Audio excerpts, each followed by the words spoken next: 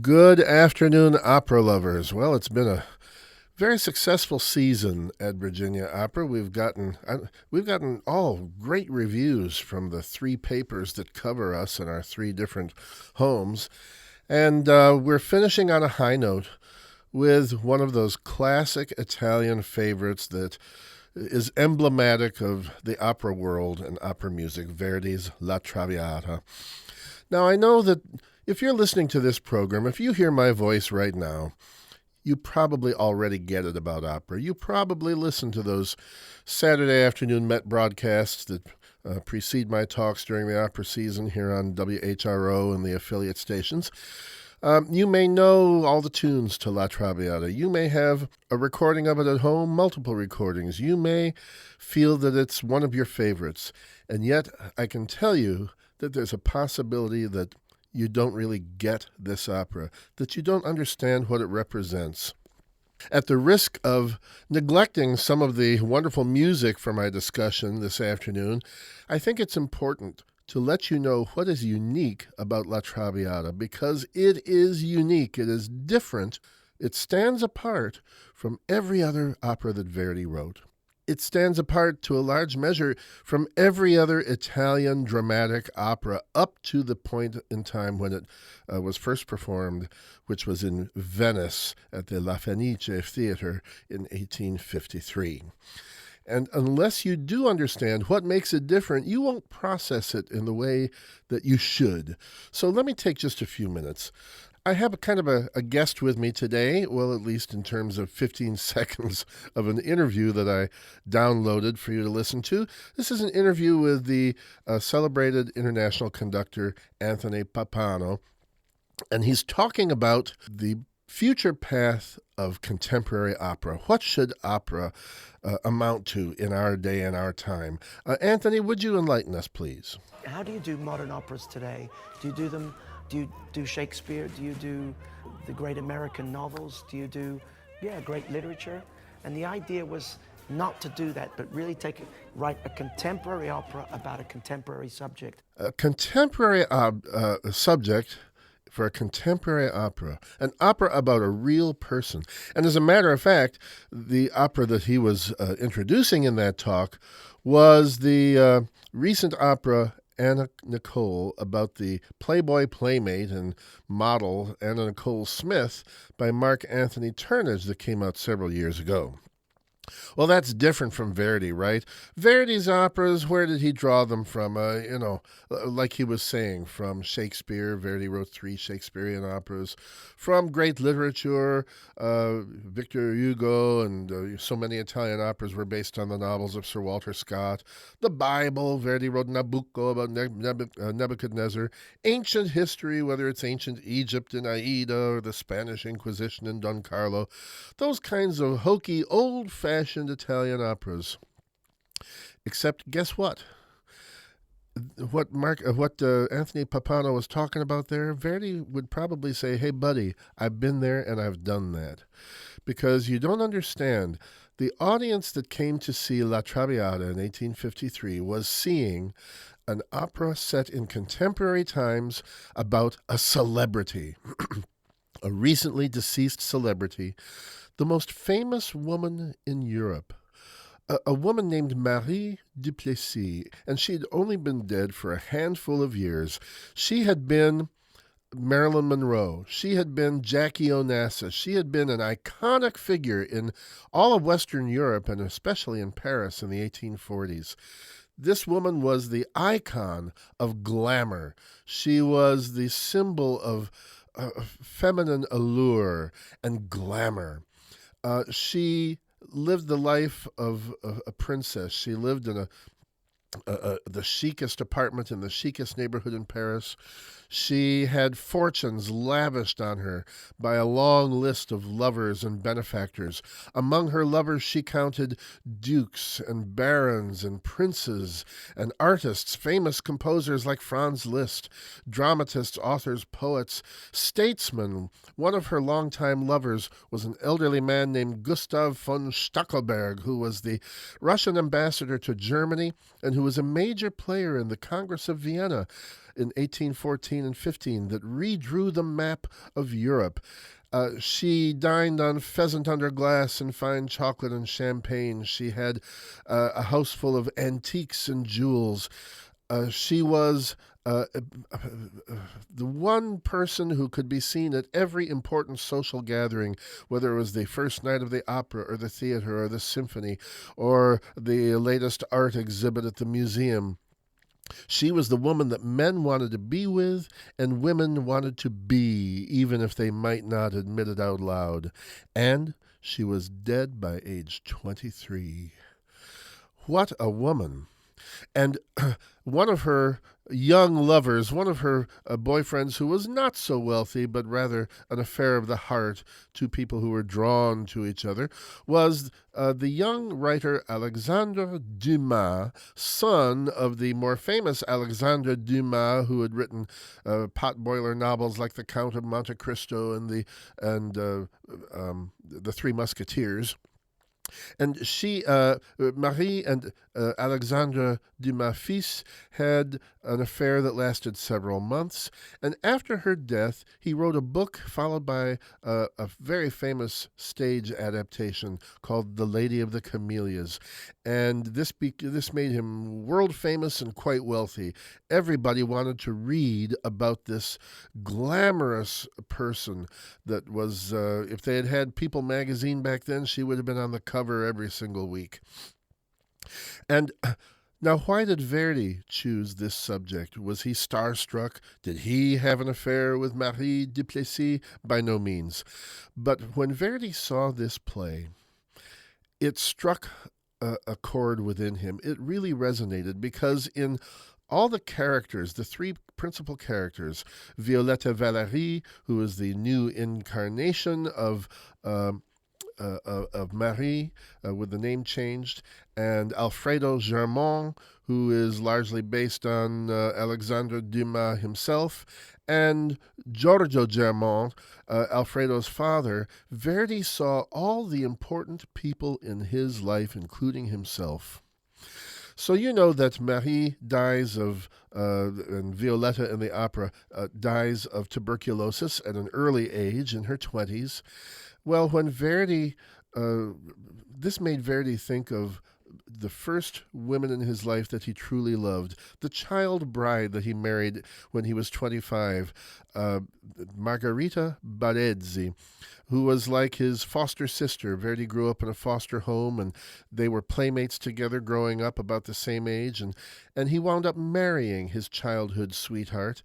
And she gave him a little daughter. They were married in 1837 or 1836. In 1837, Margherita gives birth to a daughter, a little Virginia, or Virginia, I'm sure in Italian. And in 1838, a son. And I want you to know that by 1840, the wife, the baby girl, and the baby boy were all dead in their grave. Verdi's whole world collapsed. And in the death of Violetta in Traviata, he saw both the daughter that he lost and the child bride that he lost. Because, you know, Giorgio Germont comes to regard Violetta as a daughter. And if you know anything about Verdi, you know that there are several operas, probably about a third of them, which feature fathers losing daughters and in many respects being responsible for the deaths of those daughters. Verdi acted as his own therapist. He put his survivor's guilt on the stage by depicting the loss of a daughter or a daughter-like figure. But then Violetta is also Margherita, his first wife, leaving too soon while she was still young and beautiful. And in addition, Verdi saw in Violetta his second wife, the retired prima donna Giuseppina Strepponi, who had starred as the soprano lead in many of his early operas. You know, Verdi did not care to commit to a church wedding with Giuseppina. They lived as outside the bonds of marriage as a common law couple for many years in a small rural town in northern Italy, Verdi's hometown of Busetto. And you know, to not be married, to live together without marriage was kind of a, a slap in the face to the highly religious people of this small town.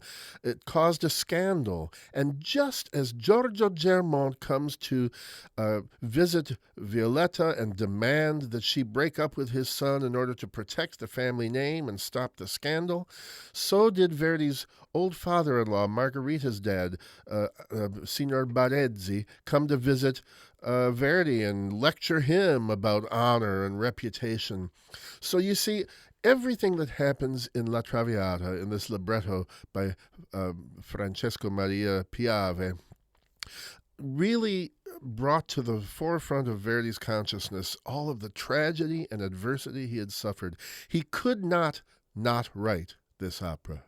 And I'm sure that there were many tears involved as he as he created these immortal characters in music. Now, on to the opera itself. So understand this in conclusion to my first talking point here. When you go to see La Traviata, you're not seeing an old-fashioned fictional opera. You are seeing what these days we would call a biopic in the world of cinema. A story set in contemporary times, and I really believe that La Traviata was the first drama in the opera history to be set in contemporary times. The theater in Venice didn't have costumes for a contemporary production. They didn't. They said you have to set it back a century. We're not going to show a contemporary opera. Nobody wants that. Of course, it finally took its place among Verdi's masterpieces, but this was something new and different and edgy. An opera about a real life celebrity, and everybody who came to see it knew it.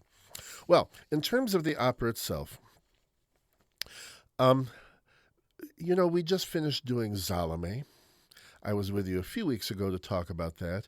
And in Richard Strauss's Salome, we pointed out that the opera reflects the duality of mankind and the choices that we all make regarding carnality and spirituality. Salome represented the pursuit of carnality, and Yochanan, John the Baptist, represented man's spiritual side. Well, in that opera, they were in different camps. You were either one or the other, Salome or John. Now, that same battle, those same choices and conflicts in La Traviata are coalesced they merge into one character, and that is Violetta. Violetta, during the journey that she undergoes in this opera, has to make the choice between carnality and spirituality, the pursuit of something real, something fulfilling, like true love. As we meet her, she is a frivolous party girl, as was the real Marie Duplessis, hosting parties, drinking, spending money shamelessly in a very narcissistic manner, and devoting life to nothing but pleasure. And yes, sexual exploits as well. Courtesans were much more cultivated and educated than common prostitutes, but nevertheless, it was a form of prostitution. Now, I believe that Giuseppe Verdi came up with an ingenious way of manifesting this duality in musical terms. There is a particular musical device that he employs whenever whenever we have the false Violetta. Violetta's been living a lie most of her life. She really is not as superficial as her party girl persona would suggest. I think Verdi's telling us that when Violetta is being frivolous and hedonistic, that she's holding up a mask that conceals her true, authentic, more spiritual and good-hearted nature.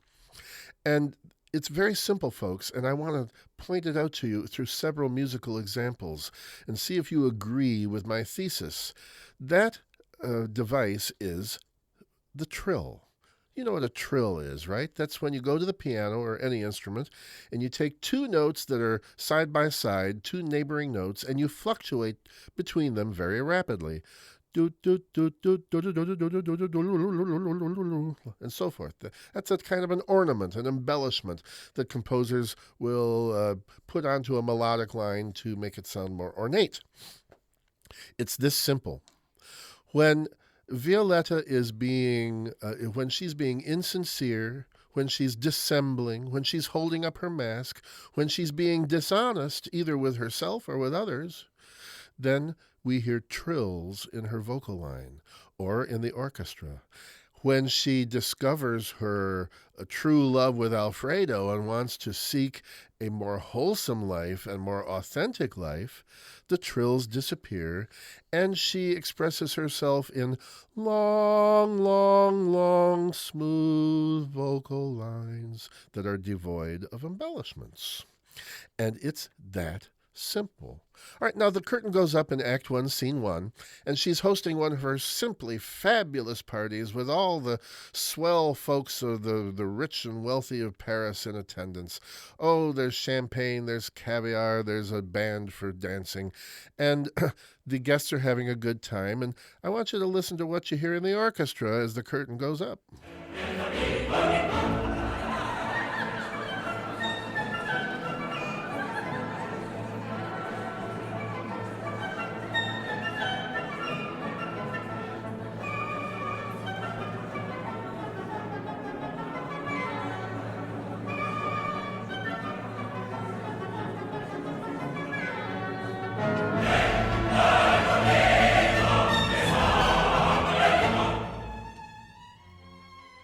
Now, that was a tune in the orchestra that was very merry and high spirited, but it was also bedecked with trills.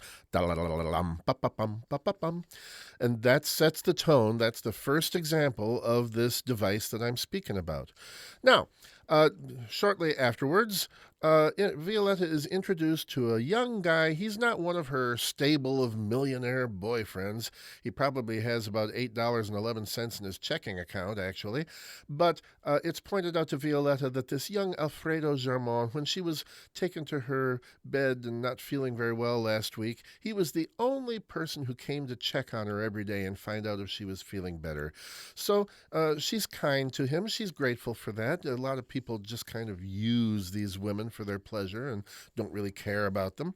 She invites Alfredo to toast, to deliver a toast to all the assembled guests, and he's happy to oblige. And so we get that that musical number so beloved of Italian opera composers, the drinking song.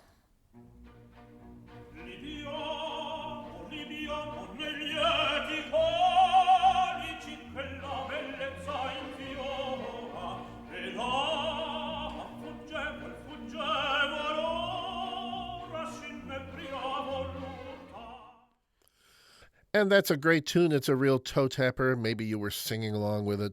Wish we could hear more of it, but we don't have time. Now, following that, as you probably know, Violetta takes up that song and also sings it. Well, what's the significance of that? Actually, I think it's pretty darn significant. She didn't have to do that. She could have said, "Thanks, young man. Okay, where's the caviar? On with the party." Instead, she follows him. She sings his song. Oh, that won't be the last time.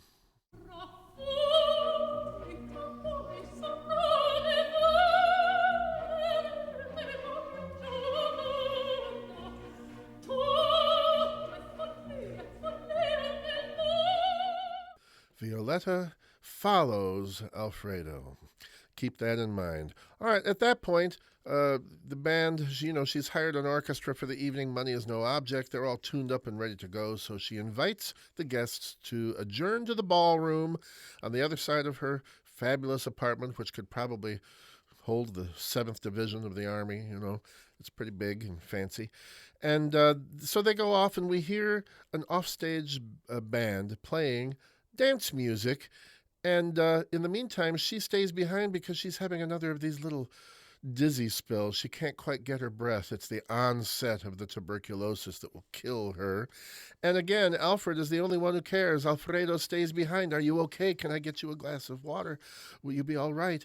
And I want you to listen to the rather inane dance tune that the offstage band is playing underneath their dialogue. What do you hear?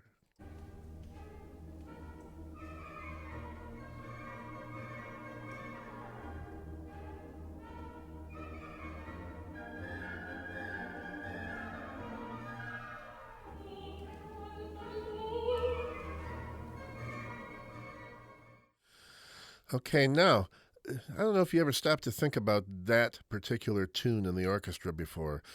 Number one, it's loaded with trills. We have another appearance of the trills. Bum, bum, so forth. And the other thing to notice is, in terms of abstract musical merit, that's not exactly a Debussy tone poem or a Brahms symphony. This is why a lot of people who don't know any better sometimes turn up their nose and condescend to Italian opera music. They'll say, it's so dumb sometimes, just so banal, a little tune like that. Why didn't he write something, better? Anybody could come up with a tune like that. Well, here's what's at work. It's deliberately banal because he's giving us information about the crowd that Violetta hangs out with in this frivolous, heathenistic life. All these people are banal, superficial people. They don't deserve a dance tune of great beauty and merit. And the other thing is that it's offstage. We hear it in the distance. Verdi is separating, now that she's met her soulmate, he's physically separating Violetta and Alfredo from that banal, superficial world. We hear it as if from a distance, and these two people who are going to make a real connection are above it. They're heard over it. This is all giving you the psychology of the moment. Well, at this point, young Alfred makes his grandstand play. He gets on one knee and, golly, Miss Violetta, I love you. I'll take you away from all this. He's such a nice boy. He's from such a nice family. He doesn't really, she's not the right girl for him, but not knowing any better, he turns all earnest on her and pours out his heart in a very simple and heartfelt, earnest melody.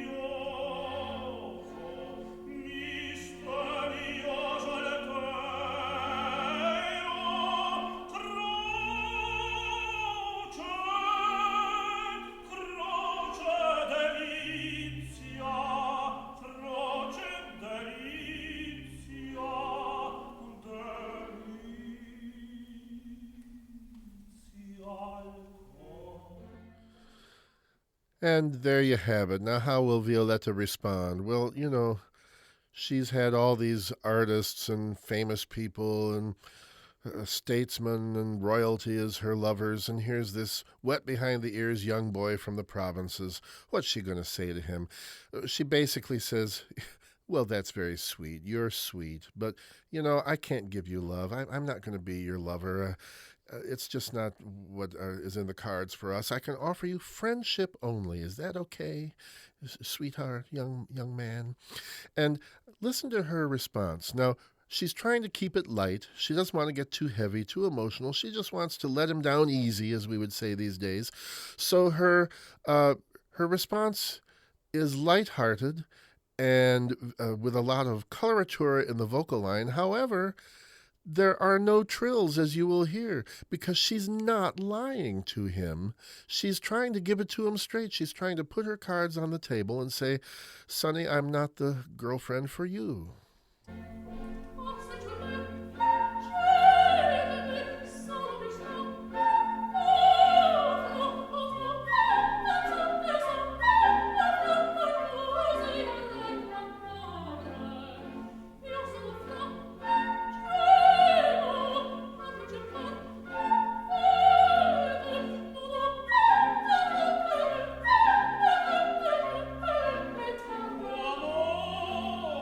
Alfredo's very persistent.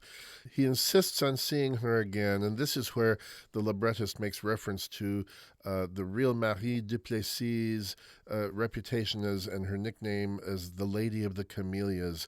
Violetta gives him a flower and says, "Return when the flower has faded." Well, that's very romantic. It wasn't quite so romantic in real life.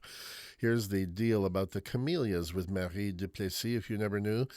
When she went out in public to the theater, the opera, the museum, she would always carry with her a bouquet of white camellias, her favorite flower, except for 5 days a month when they were red.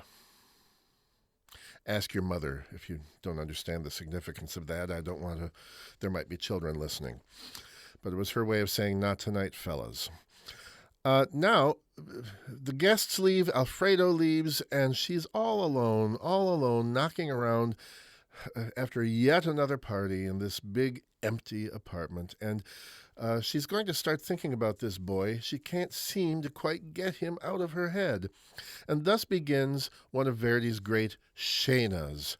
A scena, a set piece for a lead character like a soprano or a tenor, in which you have recitative dialogue set to music, followed by a slow, expressive, introspective aria, followed by another recitative, and then a change of mood, a cabaletta, a concluding aria that's either determined or joyful or angry, in contrast to the first aria, and which gives plenty of opportunities for virtuosity and vocal display. This may be the greatest single scene for a solo soprano. The only one I can think of that would approach it would be Isolde's Liebestod in Tristan. But this is pretty much as good as it gets for a soprano and quite difficult. This scena form that we described, this by Verdi's time had become kind of old-fashioned. It had become a little rigid. It had become dramatically stale, because not every opera calls for this kind of two-part soliloquy on stage. Composers had taken to kind of shoehorning in this formal structure into the operas, even when it was kind of a square peg in a round hole. And why? Because sopranos loved them. A soprano did not want to be deprived of her scena. Verdi, who was always a composer to change with the times and modernize his procedures, soon gave up the scena. There's not a two-part number like this for Aida or Amelia or Alice Ford or Desdemona. That corresponds to this. But the great thing about Traviata is that this particular combination of solos is not stale or forced or difficult to accept. It is perfect for where she is psychologically.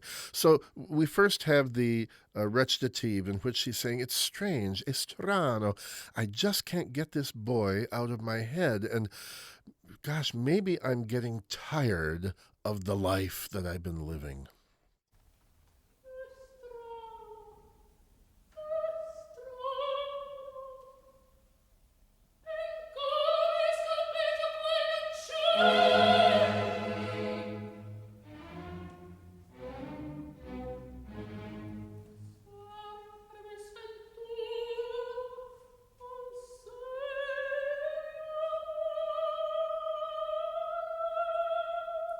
And by the way, this is a frame of mind that the real Marie did find herself in at times. Friends of hers, platonic friends, would take her aside and say, "Sweetie, this life you're living, what's it going to be like in a few years? You've got to try to get a grip and get your feet on the ground." So that recitative is followed by the great aria, "Ah, forse lui." Perhaps he is the one. Perhaps it's him, that young, earnest boy. Maybe I need to be with somebody who isn't going to use me as the way other men use me. Maybe I want to find fulfillment with love that's real, someone who cares about me as a person. And here is the first portion of one of the great soul-searching soprano arias.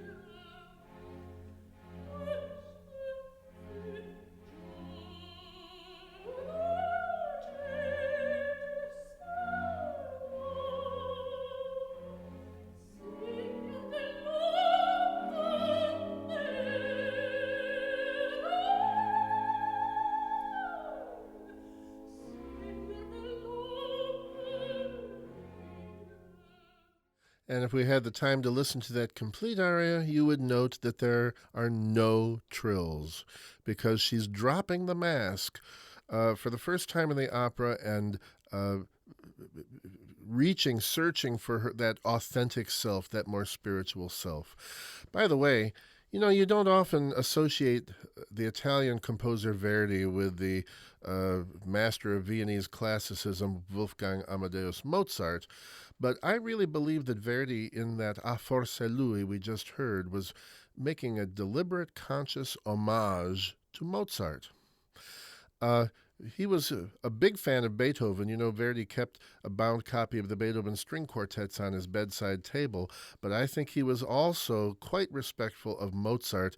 I want you to listen to the beginning of Pamina's great aria from the Magic Flute, Ach, ich fühl's.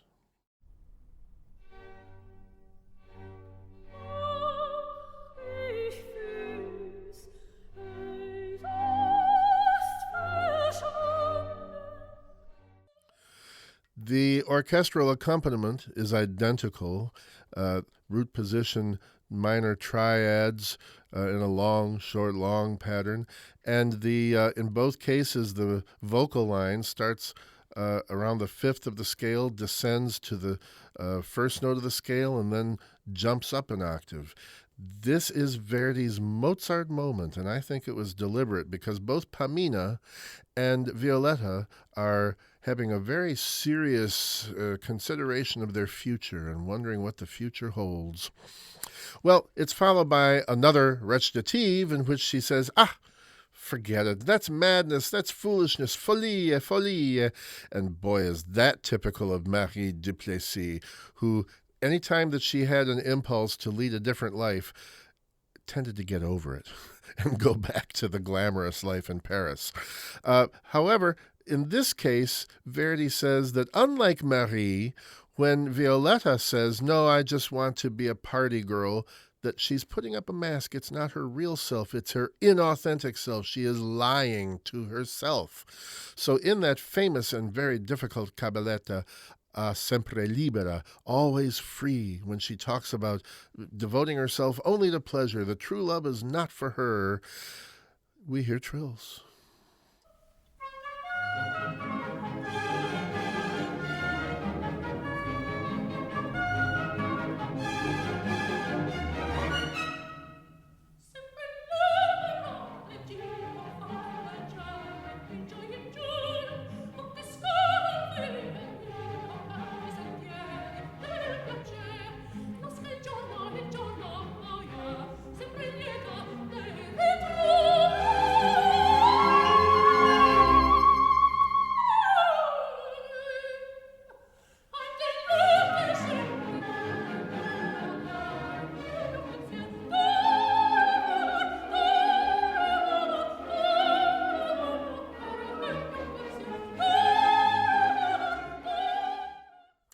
Insincerity is denoted by trills.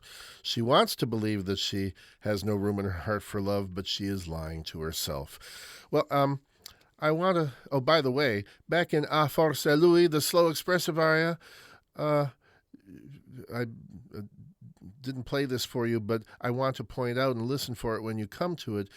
For the second time, she takes up one of Alfredo's melodies. Di quell'amor che palpito. So it's kind of, to paraphrase the Bible, whatsoever thou singest, I shall also sing. She's going to follow him musically and in real life. Now, as the cabaletta comes to its fireworky conclusion, we hear Alfredo's voice outside. Is he still down there? Is he underneath her boudoir window serenading her, maybe waiting for a taxi? Or is he not really there physically, but is she just remembering his voice? Is it in her head? Verdi doesn't make that clear. You could play it either way, but whatever the case, if he's really under her window or if she's only reliving the moment of his declaration of love, it makes her try to drown out the sound of his voice with ever more furious coloratura.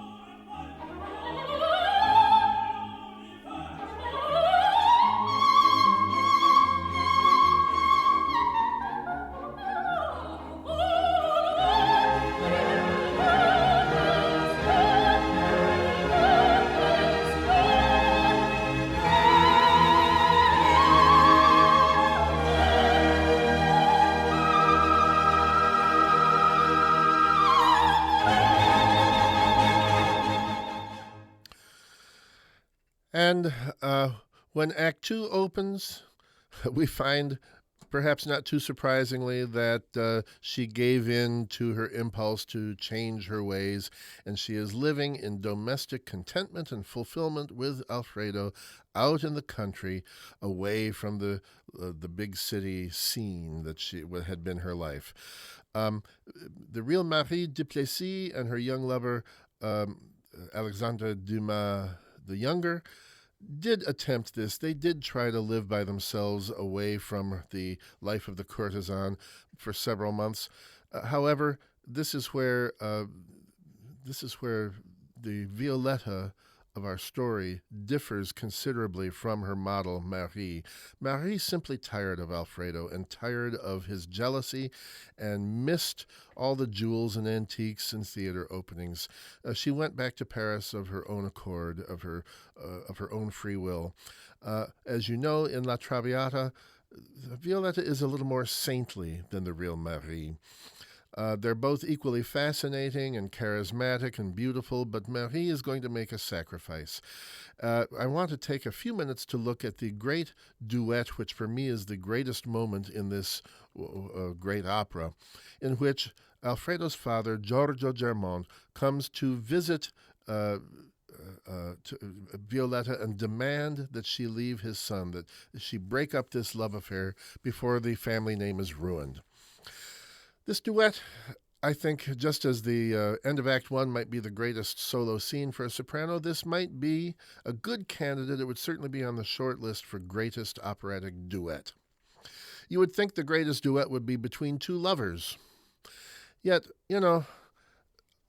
I love you, you love me, kiss me, baby, you're so beautiful, I love you. In a lot of love duets, there's not really a journey that you go on. It's just a moment of bliss. Moments of bliss aren't as dramatically profound as duets in which the characters are different people by the end than they were when the duet began. And that's what happens in this great and extensive duet in Act Two between the father and the courtesan. Both of them are going to change. When Giorgio Germont arrives, he believes that Violetta is a gold digger, that she's just after the family money and living at his son's expense. And she's going to quickly display the substance of her character. Actually, she's been paying the bills.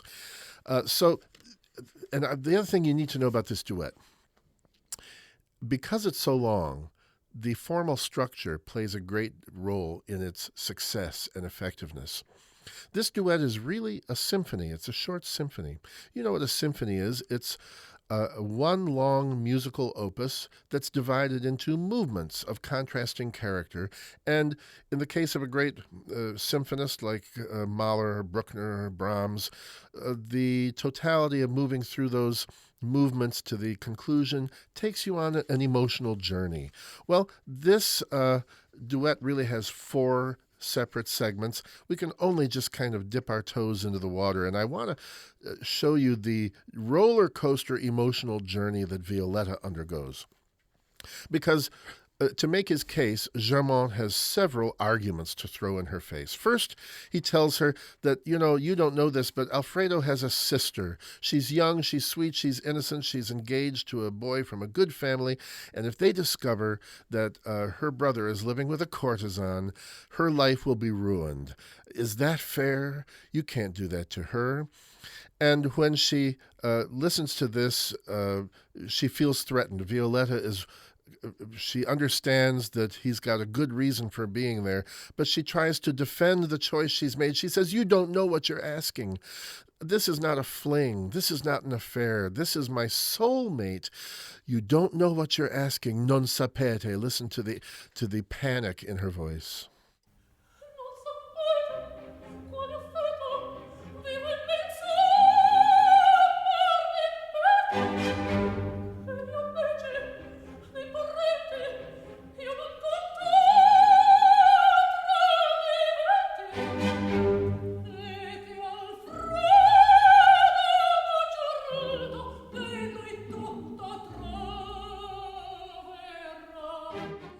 I think that during this duet, Violetta is going to go through many of the stages of grief that you read about. Right there, we had denial and anger kind of combined.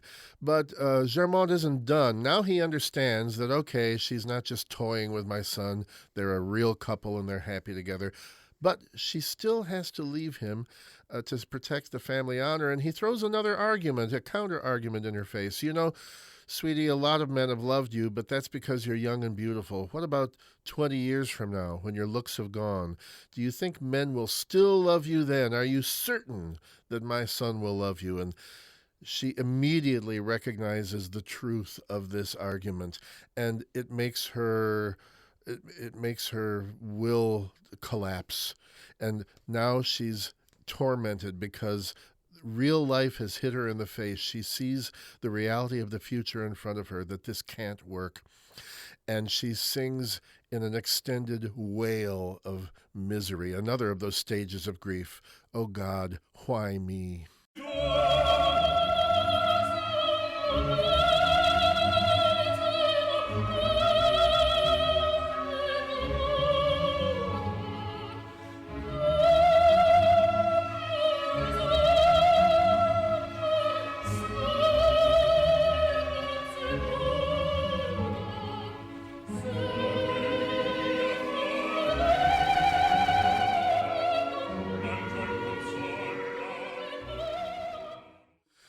And that's followed by the final stage of how we process grief, which is resignation and acceptance. And here is where we fall in love with Violetta ourselves, because she is willing to deny her own happiness for the sake of this innocent girl back at home in the south of France who deserves a happy life and a good name. So she, in a defeated voice, says to Germain, Dites à la giovine, tell the young girl that I hope God blesses her, that I hope she can experience the happiness that will now never be mine. And this is the third movement of our symphony. We had anger and denial was movement one. We had misery as the second movement. And now comes the slow movement of our symphony, in which, with defeat in her voice, Violetta tells Germont that he's going to get his way. She will leave Alfredo. And what's significant here is that for the first time, their voices are really blending together in an actual duet, because now they are coming to respect one another. Germont, like every other man, is snowed by Violetta's depth of character and her goodness of heart. He is starting to regard her as another of his daughters. And so rather than being at loggerheads and saying their spiels separately, now they're singing together.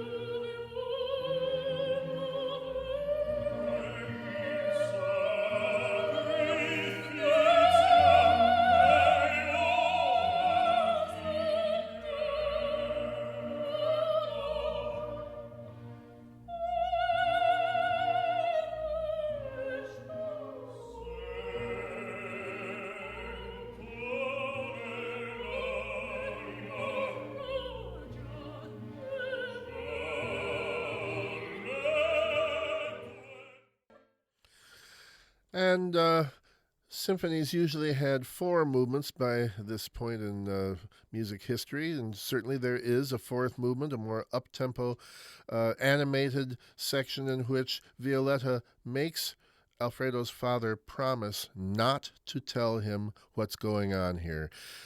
Alfredo can never know that they had this conversation and the nature of this sacrifice. She's just going to go back to Paris, and he'll never understand why she left him.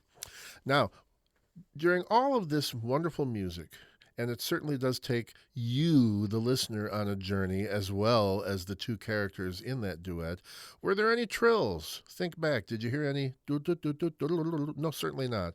Because you cannot speak more from the heart with more sincerity than Violetta Valéry in this duet.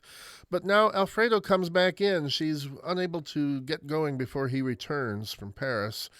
And at the sight of him, she almost blurts out the secret. She gets quite agitated. Her heart is breaking.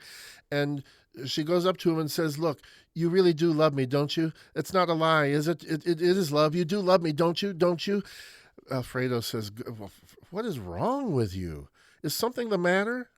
And at this point, Violetta does the thing that my wife often does when she's emotionally upset.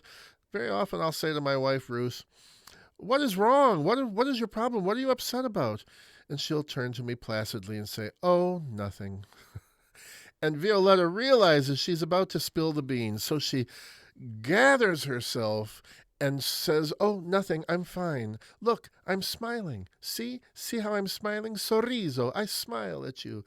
I'm okay." And at that point, what do you hear in the violins? She's once again holding up a mask of insincerity, and you will hear dancing trills in the orchestra.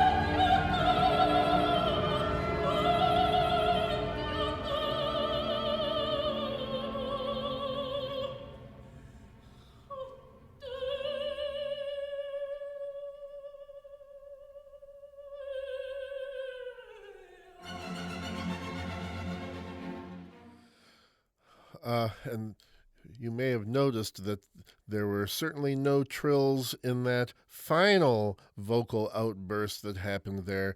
That's because that was the great volcanic outpouring of raw grief. Amami Alfredo. Throwing herself into her arms, she says, "Just love me. Whatever may happen, love me, Alfredo," which again is just straight from her heart. So, certainly, that's not the time for embellishments or trills. However, I'll notice that the orchestra once again was fluctuating between two notes as she ran out. She's telling him she's not going very far. She's actually leaving him and going back to Paris. Ba-ba-ba-ba-ba-ba-ba-bum. Well, in Act 3, and we have to just tap dance quite rapidly through the rest of the opera now. But I got three more things I want to show you. In Act 3, she's returned to the life. She's once again the toast of the town, going to a different party every night. And we find her at her friend Flora's mansion, enjoying a typical party with gambling, champagne, and all the rest of it. But you know, she can't hold up the mask anymore. The mask has been broken by the tragedy and adversity that she has suffered. So she's not really having a good time. She's going through the motions, all to protect the Germain family. And as you probably know, Alfredo has a moment in which we do not admire his behavior too much because he's had a little too much to drink. He crashes the party. He wants to beat Violetta's current boyfriend, the Baron Dufault, in cards, and he wants to win a bunch of money so that he can throw it back in Violetta's face and say, there's the money I owe you from when we used to be lovers, which of course creates a great scene and gives Verdi the opportunity to present us with another classic musical drama device of Italian opera, the big concerted ensemble. Probably the most familiar of these big ensembles is the Sextet in Lucia, and this follows that pattern quite a bit. What you have is a dramatic moment of bad behavior which brings the action to a halt. And for a period of 6 or 7 minutes, we have the chorus, the supporting players, the secondary players, the principal roles, all silently, except we can hear them, thinking and reacting to what's just happened. Uh, Telling how they're feeling about the cataclysmic events. So Violetta is saying, "God, this is too much. Just kill me now." Alfredo is saying, "Oh, what a jerk I am. I can't believe I treated her like that. I'm a terrible person." And so forth. Alfredo's dad is even there, hoping to have stopped his boy before he disgraced him. And in the manner of these big concerted ensembles, everybody is singing, and it rises to an incredible climax. And guess what? There are no trills to be heard.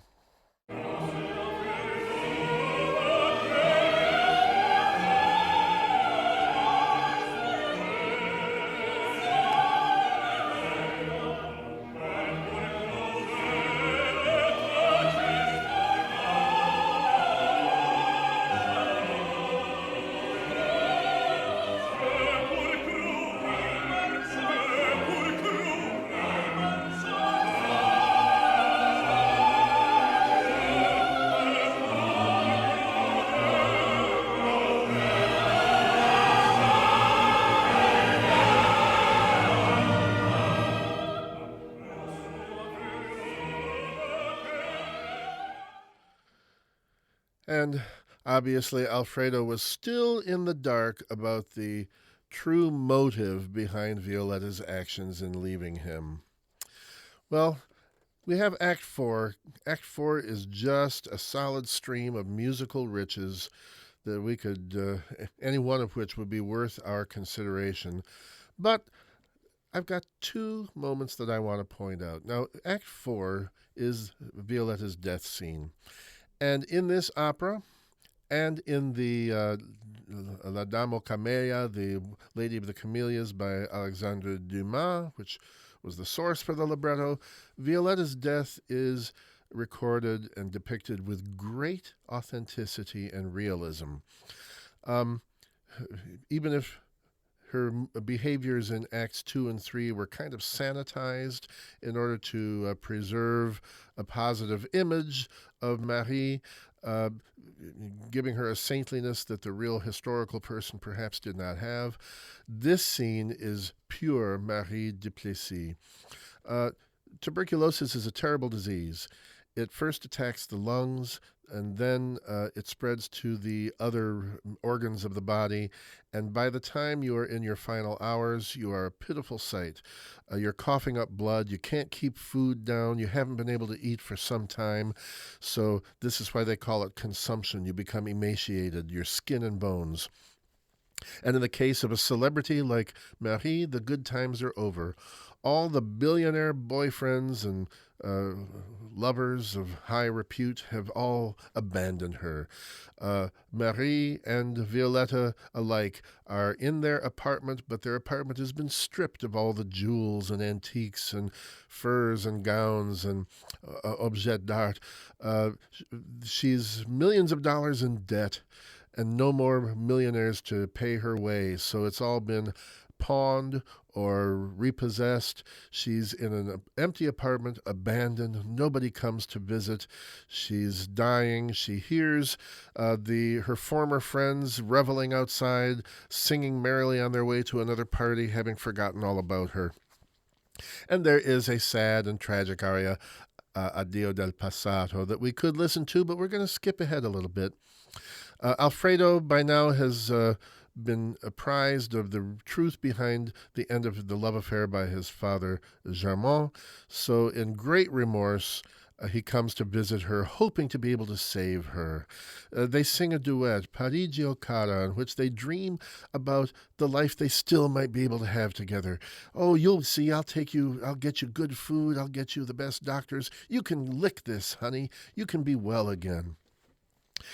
And here is a very subtle, remarkable moment in Act 4, following the beautiful aria that we don't have time to hear, following the touching duet that we don't have time to hear. There's a little bit of dialogue in which, at the beginning, you'll notice, and this is a short little clip, it's just half a minute. Violetta is singing about their future together to Alfredo, but she's singing in short phrases of 4 or 5 notes.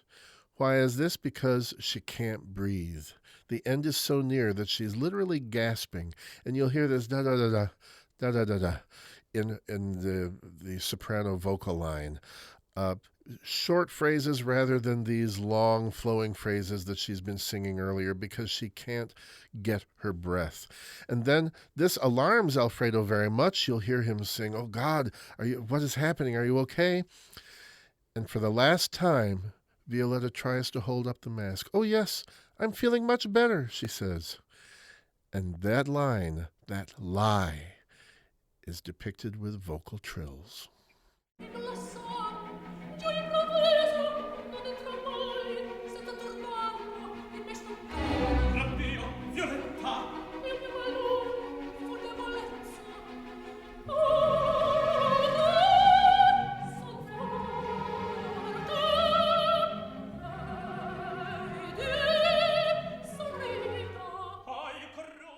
So I hope that I have demonstrated my thesis about the role of Violetta in a manner that makes you see it and be clear to you, and that you agree with me.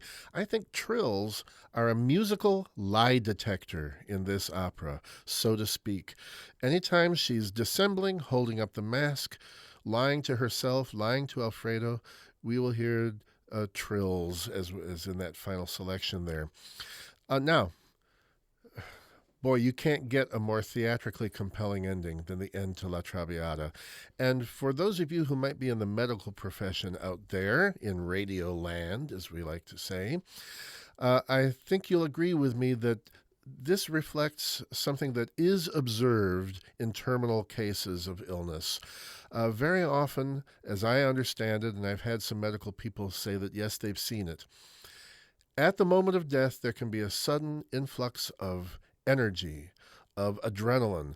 The ill patient will sit up in bed or get out of bed and suddenly seem like their old self before falling back deceased. You think of a child with leukemia in the hospital who suddenly sits up and says, "Oh, Mama, I see Grandma," and then will fall back, losing his life. That does happen sometimes, and it certainly happens here. Violetta gets out of bed, and she says, the pain is gone. I'm not in pain anymore. I've been cured. I'm healed. This is wonderful.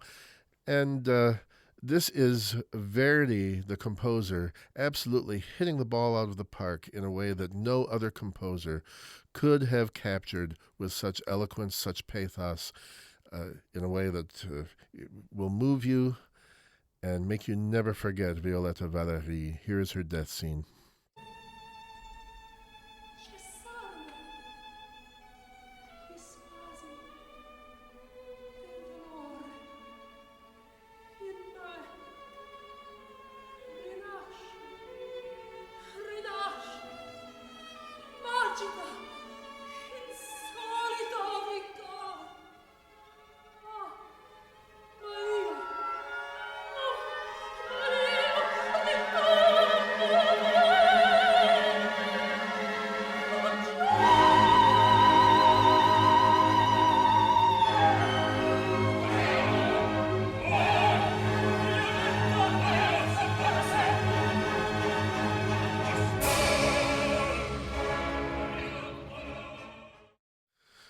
La Traviata. Can I just speak in conclusion? Can I speak to the men who are listening to me for a moment? Guys, I understand that this opera, if you look at it with the cold, objective eye, it might be classified as the equivalent of a chick flick. It's a little soap opera ish. There's a lot of emoting about love and true love and crying and so forth. Yeah, I understand. It's a little short on action adventure. There's no duels and sword fights. There's no car crashes, no explosions. But before you consign it to the dust heap of another corny opera about amore, understand that, again, for Verdi, this was real. This was his life. He saw his deceased infant daughter, Virginia, in Violetta. He saw his wife Margherita, who died of encephalitis. He saw his second wife, Giuseppina Strapponi, who was the subject of rumor and scandal. He saw himself both in the young lover Alfredo, and he saw and in Giorgio Germont, who loses a daughter figure with the death of Violetta. He saw his old father-in-law, Signor Barezzi, as the conscience who scolds him for living outside the bonds of marriage with someone of bad repute. It was real to him, and because of this, this may be the opera of Giuseppe Verdi that has the greatest emotional kick, that has the greatest power to manipulate us and make us empathize with all of the characters, leaving us with tears in the eyes and a lump in the throat. It takes a real person, several real people from Verdi's point of view, and with the power of music makes it all larger than life to provide us with one of the great visceral experiences in the opera, in the history, in the 400 plus year history of opera. Don't miss this opera. It's opening, of course, in just 6 days' time. Both will be playing in both Norfolk and Virginia Beach. Do carve out time to come and see it. And when you're there, come up and say hello to me, because I hope to see you at the opera.